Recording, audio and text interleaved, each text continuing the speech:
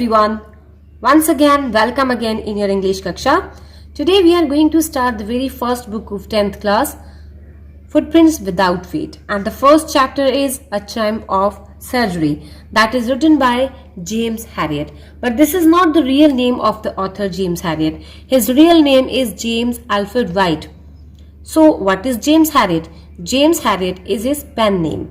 Pen name means बेटा जब कोई व्यक्ति अपने किसी एक्सपीरियंस को रिटन फॉर्म में लिखता है या कोई राइटिंग के लिए अपना नेम चेंज कर लेता है, that is called pen name. Fine. So James Herriot is the pen name of James Alfred Wight, who was a British veterinary surgeon who wrote about his experiences as a veterinary surgeon under the pen name James Herriot.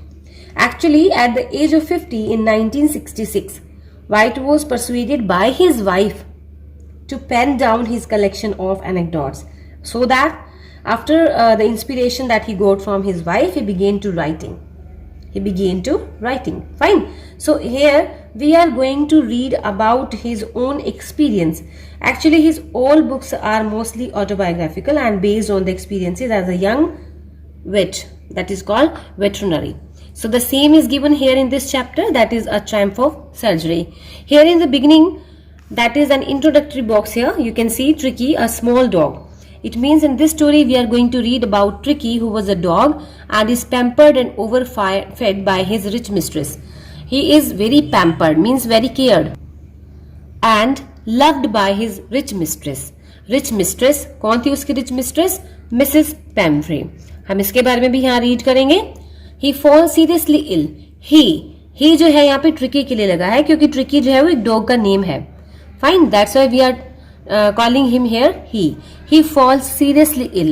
What is the result of the overfeeding? Overfeeding causes serious illness to that dog, and then after his mistress consults a veterinary surgeon. Which veterinary surgeon? And who was the veterinary surgeon here? Of course, James Herriot, because in the beginning I told you we are going to learn about his personal experiences that he is going to share in this chapter. So here surgeon is James Herriot. Does he perform an operation? Does the dog recover? अब हम इसमें इस story में read करेंगे कि उसने कोई operation किया उस डॉग का या फिर उसने उसे कैसा ट्रीटमेंट दिया जिससे वो डॉग रिकवर हुआ या हुआ भी या नहीं. Okay, let's see. Here in the beginning we are having some questions that are under the title Read and Find Out. Why is Mrs. Pamfrey worried about Tricky? Who is Mrs. Pamfrey? Rich mistress of Tricky. Why she is worried? We will see in the story. What does she do to help him? Him refers to Tricky here. What kind of treatment, what kind of way she adopted to help him? Is she wise in that or this? Who does I refer to in the story? Means when we are going to read the text, we will see or we will find the answers of these questions that are given here. Okay, let's see what is given in the text and underline the words that are very important for you to understand. I was really worried about Tricky this time. I. Here it is given who does I refer to in the story. In the beginning, I refers to James Herriot, who was a veterinary surgeon. So here James Herriot was really worried about Tricky when he saw him. I had pulled up my car when I saw him in the street with his mistress and I was shocked at his appearance. Here doctor is saying that he was surprised to see Tricky when he was carried by his mistress. He had become hugely fat. वो बहुत मोटा हो गया था, like a bloated sausage with a leg at each corner. और ऐसे लग रहा था जैसे piece of minced meat. जैसे आप चिकन के किसी पीस के बारे में बात करते हो. It was looking like a piece of meat only. His eyes bloodshot and rheumy. Rheumy means watery. Here I have underlined this word, rheumy. Rheumy means watery. Some watery discharge was there in his eyes. Okay, आंखों से उसके पानी निकल रहा था. Stared straight ahead and his tongue lolled from his jaws. और उसके जबड़ों में से उसकी जो टांग थी वो लटक रही थी. Mrs. Pamfrey hastened to explain he was so listless. Mrs. Pamfrey ने जल्दी से डॉक्टर को बताया कि ये listless है. Listless means he is not having much energy. Mr. Herriot, he seemed to have no energy. I thought he must be suffering from malnutrition.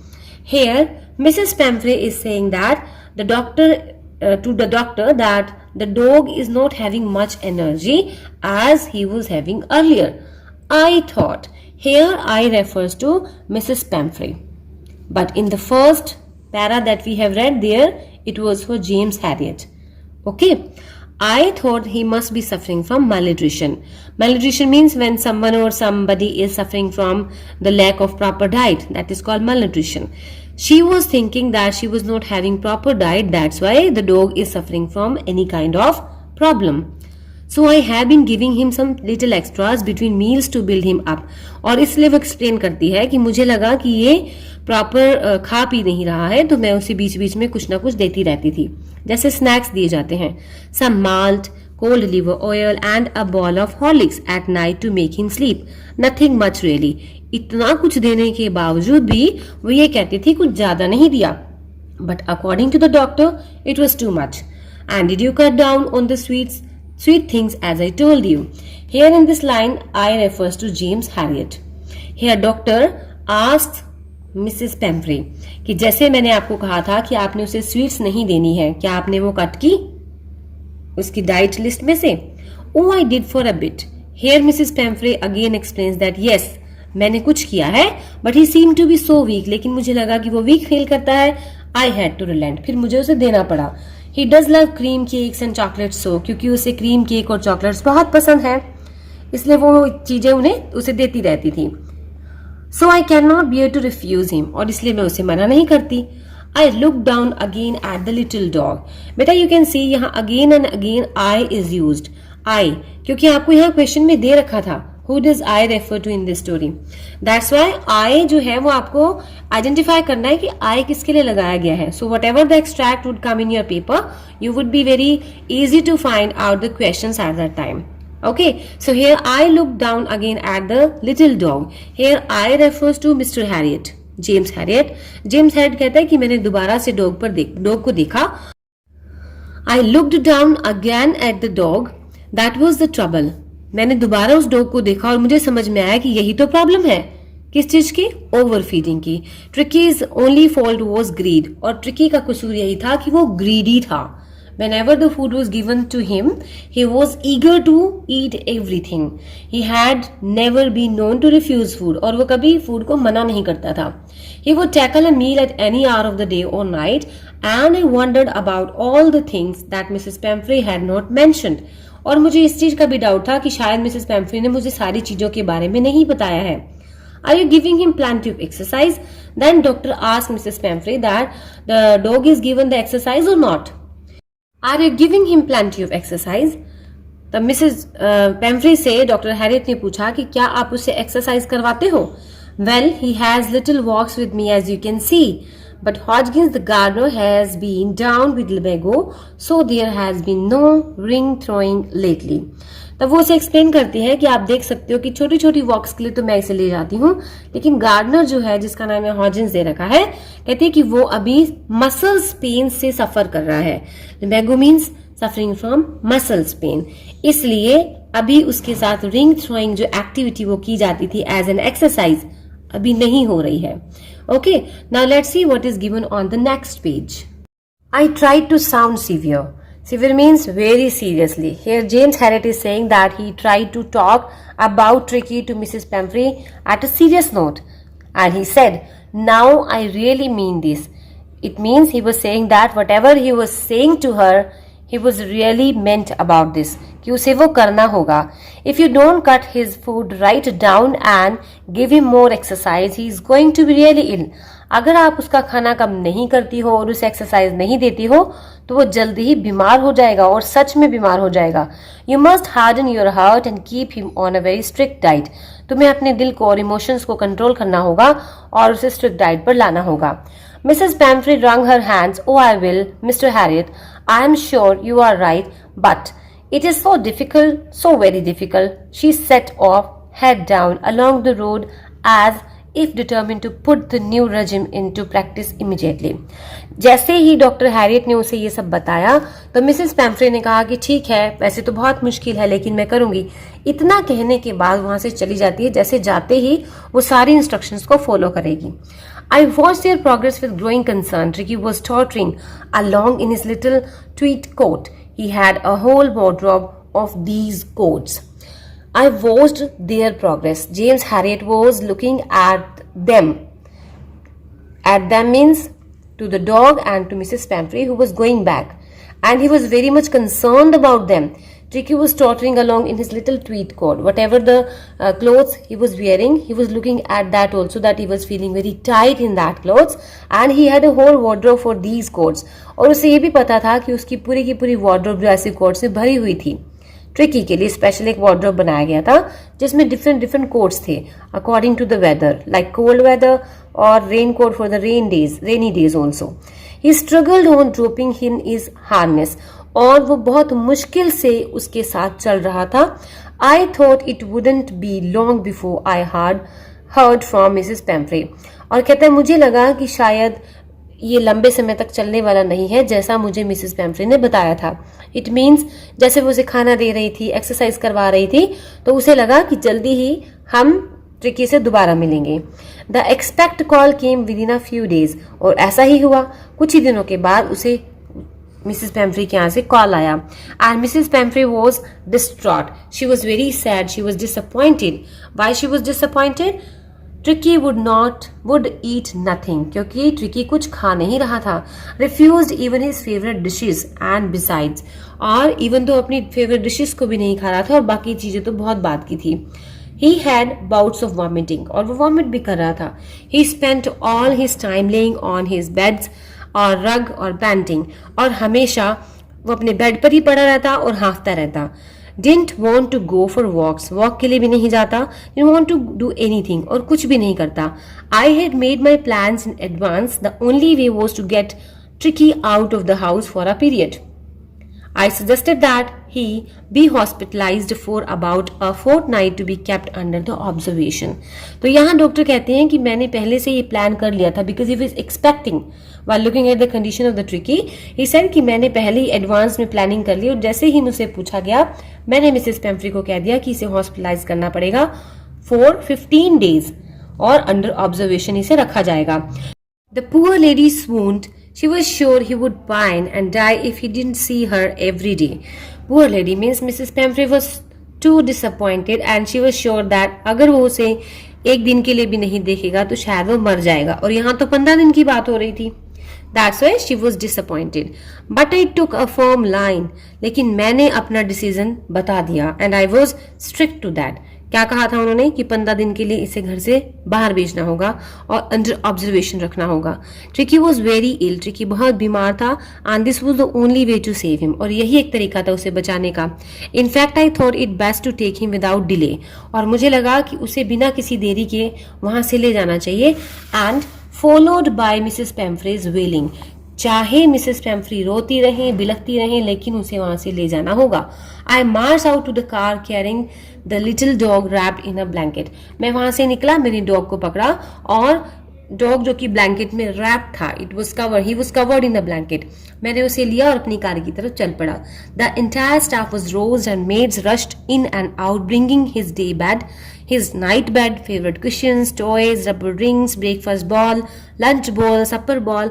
These all things were carried by the maids and the servants to be kept in the car of the doctor. I started to drive away. Realizing that my car wouldn't never hold all the stuff, I had started to drive away. जब मुझे लगा कि ये सारी चीजें तो मेरी car में आ नहीं सकती, तो मैंने अपनी कार स्टार्ट कर दी. As I moved off Mrs Pumphrey with a despairing cry through an armful of the little coats through the window.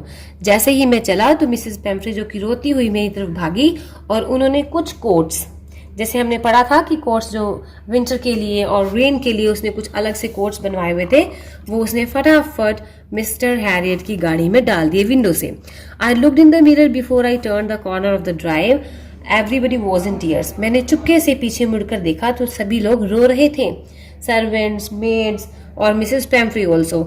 Out on the road, I glanced down at the pathetic little animal gasping on the seat by my side. रास्ते में मैंने उस बेचारे dog को देखा जो कि बहुत बुरी कंडीशन में था. I patted the head and Tricky made a brave effort to wag his tail.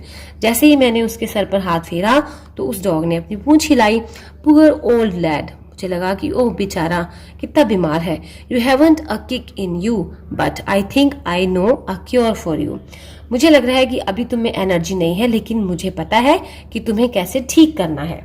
Fine. So these are the questions now that we will come to know in the next text. What are these? Read and find out. Is the narrator as rich as Tricky's mistress?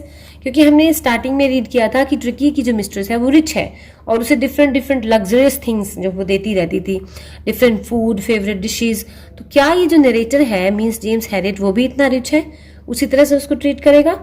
How does he treat the dog? कैसे उसने treat किया? Why is he tempted to keep Tricky on a permanent guest? और फिर वो क्यों attract हुआ कि वो ट्रिकी को एज अ परमानेंट गेस्ट अपने पास रख ले? Why does Mrs. Pamphry think the dog recovery is a triumph of surgery?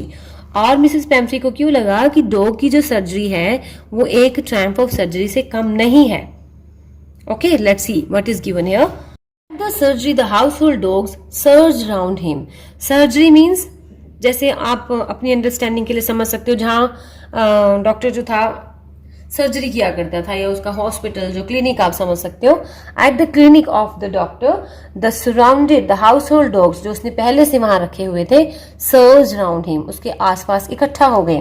Tricky looked down at the noisy pack with dull eyes and when put down. Tricki ने उन सभी, क्योंकि dogs जो है वो यूजुअली बार्क करते हैं, तो जैसे ही ट्रिकी वहां आया उन सब ने शोर मचाना शुरू कर दिया.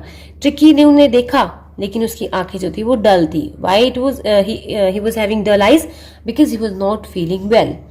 व्हेन पुट डाउन, जब उसे नीचे रखा गया, ले मोशनलेस ऑन द कारपेट, वो चुपचाप कारपेट पर लेट गया. The other dogs, after sniffing around him for a few seconds, decided that he was an uninteresting object and ignored him. कुछ देर तक तो बाकी डॉग्स उसे स्निफिंग करते रहे, उसके आसपास घूमते रहे, लेकिन फिर उन्हें लगा कि वो अनइंटरेस्टिंग है, कोई इंटरेस्ट नहीं दिखा रहा, तो फिर वहां से वो चले गए. I made up a bed for him in the warm, loose box next to the one where the other dogs slept.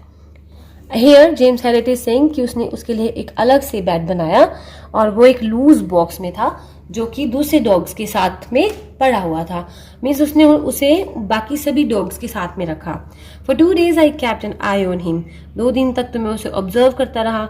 Giving him no food but plenty of water. कोई खाना नहीं मैंने उसे दिया, लेकिन पानी दिया गया. At the end of the second day he started to show some interest in his surroundings and on the third he began to whimper when he heard the dogs in the yard. Second day उसने कुछ interest दिखाना शुरू किया, आसपास की चीजों को observe करना शुरू किया, और थर्ड डे शायद उसने उन्हें रिस्पॉन्स भी करना शुरू कर दिया जो डॉग्स वहां सर्जरी में रहते थे. When I opened the door, Tricky trotted out. जैसे ही मैंने दरवाजा खोला, Tricky moved out. He came out and was immediately engulfed by Joe. Joe जो है वो एक शिकारी ग्रे हाउंड है, एक डॉग है, and his friends, और जो उसके बाकी डॉग्स थे उनके साथ जो वहां घूम रहा था, और वो ट्रिकी उनकी तरफ आया. After rolling him over and thoroughly inspecting him, the dogs moved off down the garden. कुछ देर उन्होंने उसे देखा और फिर वो गार्डन की तरफ चले गए. Tricki followed them rolling slightly with his surplus fat. Tricki भी उनके पीछे पीछे गया. Surplus fat means because he was having huge fat. It was written there ना, he was becoming hugely fat. तो जो उसके ऊपर बहुत ज्यादा मास था या फैट था, उसके साथ वो खिसकता खिसकता उनके पीछे पीछे चल पड़ा. Later that day I was present at feeding time. उसके बाद जो फीडिंग टाइम था, डॉग्स को जो खाना देने का टाइम था, doctor is saying that he was present at that time. I watched while Tristan slopped the food into the bowls. There was the usual head long rush followed by the sounds of the high-speed eating. Every dog knew that if he fell behind the others, he was liable to have some competition for the last part of his meal. अब बेटा यहाँ क्या दिया गया है, इसमें सिर्फ ये बताया गया है कि जब खाने का टाइम था तो जो उसका हेल्पर था ट्रिस्टियन, उसने जैसे ही खाना सभी डॉग्स के लिए उनके बाउल्स में डाला तो वो देख रहा था. यूजुअली क्या होता है, जब डॉग्स को खाना दिया जाता है तो वो स्पीड से भागते हैं क्योंकि उनकी ये नेचर है, और उन्हें ये लगता था कि अगर कोई डॉग पीछे रह जाएगा तो शायद कंपटीशन हो जाता है खाने में, और जो बचा खुचा है वो उसे खाना पड़ेगा. So that's why all the dogs ate with high speed and they were rushing towards that balls. Fine. Now let's see what is given on the next page.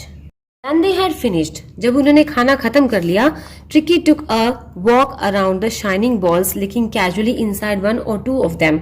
Tricky भी उनके पीछे गया और उसने उन सभी शाइनिंग बॉल्स को लिक करने की कोशिश की. And next day an extra ball was put out for him and I was pleased to see him jostling his way towards it. अगले दिन मैंने उसके लिए एक अलग से बाउल रखवाया और मैं खुश था ये देखकर कि वो उन्हें पुश करता हुआ अपने बाउल की तरफ चल पड़ा. From then on his progress was rapid. उसके बाद उसने रिकवर करना शुरू कर दिया. He had no medicinal treatment of any kind, but all day he ran about with the dogs, joining in their friendly scrimmages. Scrimmages means friendly fighting. हर रोज वो उन dogs के साथ भागता, उनके साथ जोसलिंग करता और छोटी छोटी फाइट्स में इन्वॉल्व होता. He discovered the joys of being bowled over, tramped on the squashed every few minutes. He became an accepted member of the gang, an unlikely, silky little object among the shaggy crew, fighting like a tiger for his share at meal times and hunting rats in the old hen house at night. He had never had such a time in his life. अब बाकी की जो activities जो dog वहाँ किया करते थे वो उनके साथ इन्वॉल्व होने लगा और सेम चीजों को एंजॉय करने लगा. All the time Mrs. Pamphray hovered anxiously in the background, ringing a dozen times a day for the latest bulletins. और जितने दिन वो वहां तक रहा, मिसेस पेम्फ्रे जो है वो रोज उसे कॉल करती और उसके बारे में कम से कम a dozen times वो उसे पूछती रहती कि उसकी तबीयत कैसी है. I dodged the questions about whether his cushions were being turned regularly off his correct coat, worn according to the weather, but I was able to tell her that the little fellow was out of danger and convalescing rapidly. वो पूछती उसे बार बार वो cushions दिए गए या उसका bed proper बनाया गया कि नहीं, जैसे वो उसे खुद पैम्पर किया करती थी. लेकिन डॉक्टर कहते हैं कि मैंने सिर्फ उसे ये बताया कि he is out of danger now and he is recovering also. The word convalescing seemed to do something to Mrs. Pamphray. She started to bring round fresh eggs. Convalescing word जो था मिसिस पेम्फ्रे के लिए शायद इतना different था कि उसने अब उसके लिए फ्रेश एग्स लाना शुरू कर दिए, वो भी 2 डजन एट अ टाइम, एक बार में कम से कम 2 दर्जन. To build up tricky strength. उसे लगा कि अगर वो उसे खिलाएगी तो शायद ट्रिकी जल्दी ठीक हो जाएगा. For a happy period my partners and I had 2 eggs each for breakfast. लेकिन जब हम इतने खुश होते तो हम शायद अपने ब्रेकफास्ट में भी 2 eggs खा लेते थे. यहाँ डॉक्टर कहता है कि the eggs were not given to the Tricky, but actually they were enjoying that food that was brought by Mrs. Pamphray for the Tricky. जो खाना ट्रिकी के लिए आता था वो डॉक्टर खा जाता था और उसका पार्टनर खा जाता. But when the bottles of wine began to arrive, the real possibilities of the situation began to dawn on the household. फिर धीरे धीरे वाइन की बॉटल्स भी आना शुरू हुई and it was to enrich Tricky's blood. Lunch became a ceremonial occasion with 2 glasses of wine before and several during the meal. और आता तो ये सब ट्रिकी के लिए था, लेकिन doctor and his partner was enjoying that wine and the eggs that was given by Mrs. Pamphray. He could hardly believe it when the brandy came to put a final edge on Tricky's constitution. For a few nights the fine spirit was rolled around, inhaled and eventually drunk. और फिर एक दिन तो कहता है कि brandy जो थी वो भी आई और ख़त्म होने को थी और जो कि ट्रिकी के नाम पर आया करती थी. कुछ दिनों तक उन्होंने बहुत इंजॉय किया और ऑनेस्टली उन्होंने जो भी खाना आया उसे इंजॉय किया. They were days of deep content. They were means when the food was drawn by Mrs. Pamphray in the surgery for Tricky. उन दिनों की बात की गई है. वो दिन बड़े ही अच्छे दिन थे. Starting well with the extra egg in the morning, improved and sustained by the midday wine and finishing luxuriously round the fire with the brandy. दिन में वाइन, रात को ब्रांडी. तो डॉक्टर कहते हैं कि हमने बहुत इंजॉय किया. It was a temptation to keep Tricky on as a permanent guest. That's why he was actually attracting towards Tricky to have him as a permanent guest. क्योंकि ट्रिकी के लिए जो फूड आ रहा था they were enjoying together, means doctor and his partner. That's why he was tempted to keep Tricky on as a permanent guest. But I knew Mrs. Pamphray was suffering and after a fortnight felt compelled to phone and tell her that the little dog had recovered and was awaiting collection. लेकिन मुझे पता था कि Mrs पेम्फ्री बहुत बेसब्री से इंतजार कर रही हैं डॉग का और वो कोशिश कर रही थी कि आकर उसे ले जाए. Within minutes, about 30 feet of the gleaming black metal drew up outside the surgery. और जैसे ही मैंने उन्हें फोन पर बताया कि वो आकर उसे ले जा सकती हैं, तो विदिन मिनट्स, कुछ ही मिनट्स के अंदर एक चमचमाती हुई गाड़ी ब्लैक कलर की हमारी सर्जरी के बाहर आकर खड़ी हो गई। The chauffeur opened the door and I could just make out the figure of Mrs. Pamphry. Chauffeur means driver. The driver opened the door. Driver ने डोर खोला और मैंने देखा कि मिसेस पैम्फ्रे जो थी वो बैठी हुई थी गाड़ी के अंदर। Oh Mr Herriot, do tell me the truth, is he really better? और उन्होंने मुझसे पूछा कि मुझे सच बताइए, क्या वो ठीक है? Yes, he is fine, there is no need for you to get out of the car, I will go and fetch him. तब जेम्स हैरियट ने कहा कि हाँ वो ठीक है, आपको गाड़ी से नीचे उतरने की नीड नहीं है, मैं जाता हूँ और उसे ले आता हूँ। I walked through the house into the garden. A mass of dogs was hurling around and round the lawn, and in their midst, ears flapping, tail waving, was little golden figure of Tricky. In 2 weeks, he had been transformed to a lithe, hard-muscled animal. Lithe means, here you can say lithe. Lithe means very active or hard-muscled animal. He was transformed into a very active dog. And he was looking hard muscled, wherever earlier he was very fat, having too much fat on his body. He was keeping up well with the pack, stretching out in the great bounds, his chest almost brushing the ground. I carried him back along the passage. मैं उसे passage से front दरवाजे की तरफ उठाकर लाया। The chauffeur was still holding the car door open, और driver अभी भी दरवाजा खोले खड़ा था। Tricki saw his mistress, Tricki ने अपनी मिस्ट्रेस को देखा और वो मेरे हाथों से निकलकर कूदकर मिसेस पैम्फ्रे की गोद में चला गया। She gave a startled oh, she was very surprise to see and she said oh, and then had to defend herself as she swarmed her over.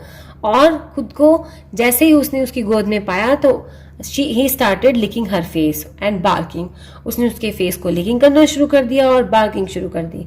During the excitement, I helped the chauffeur to bring out the beds, toys, cushions, coats and balls, none of which had been used. और जब तक वो excited period रहा, तब तक मैंने driver के साथ वो सारी चीजें उस गाड़ी में रख दी जो कि ट्रिकी के लिए आई थी लेकिन यूज नहीं हुई। Mrs पैम्फ्रे leaned out the window, tears shone in her eyes, her lips trembled. Tricky जब मिसेस पैम्फ्रे की गोद में था तो मिसेस पैम्फ्रे विंडो से बाहर की तरफ झांक कर देखती हैं और उसकी आंखों से आंसू आ रहे थे और उसके होंठ जो थे वो ट्रेम्बलिंग कर रहे थे। And then she said, oh mister Herriot, she cried, how can I ever thank you, this is a triumph of surgery. तो उसने कहा कि मैं आपका धन्यवाद कैसे कर सकती हूँ, ये सच में एक बहुत बड़ी विजय थी, एक बहुत बड़ी जीत थी, एक ट्रायम्फ थी। Fine. So this is from your chapter, A Triumph of Surgery. Many are the questions that are given as the textual questions. You can read the questions very carefully and can answer from any of the resource book that you like to read. Thank you. In the next video, we will do the next chapter. Till then, take care and goodbye.